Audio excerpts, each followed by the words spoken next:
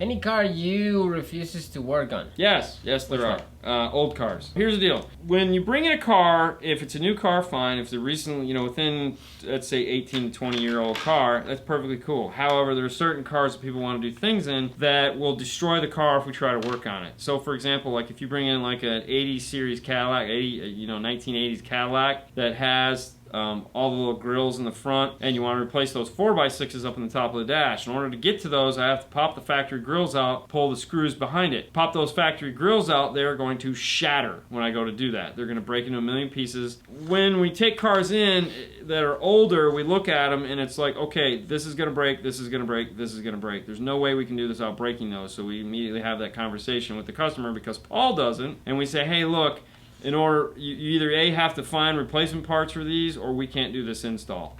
And if they're like, well, can you try? It's like, no, they are going to break, and I'm not going to be responsible for them. From that regards, it's like I'm putting it in their hands. I've had guys that have said, oh no, go ahead, you'll be fine, I'm not worried about it. And you break them, and they're like, dude, you broke it. I said, I told you I was going to break it. It literally had this conversation with you. I don't want to have it again. Yeah. That's the end of it as far as I'm concerned because I've already told you they're going to break. The only car that we run into now is the Nissan pickup truck, the Frontier and the Pathfinder that has the removable top bezel where you got to pick up the little cover here and then you got to pull the whole thing off. That there's a 50-50 shot that is going to self-destruct, and we've already bought one that self-destructed on us. So it's like now every time one of those comes in, we have to sit down with the customer, and you can almost see the stress cracks in them when you're looking at them. So I'll be like, look, let me show you this. There's a crack here, there's a crack here, there's a crack here. Okay, when this comes out, this is going to break into a million pieces. There's nothing I can do about it. If you want me to do it, fine,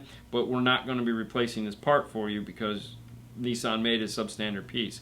So really that's the only time we run into an issue where we won't work on a car is that when it's not worth doing because it's just going to fall apart in our hands. Now sometimes if you're talking like disgusting cars that come in filled with crap, I mean we've had cars where we've literally had to put stuff outside because we didn't have enough room to fit all the garbage that was in the car out of the car. It's ridiculous. Honestly, it pisses us off.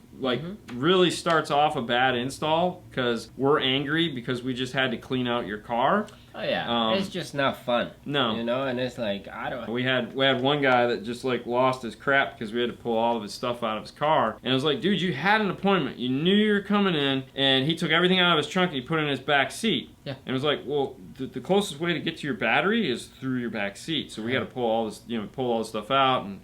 We didn't put it back in the way it was, and he just like went crazy on us, and it was like, I'm done with you, bro. Yeah.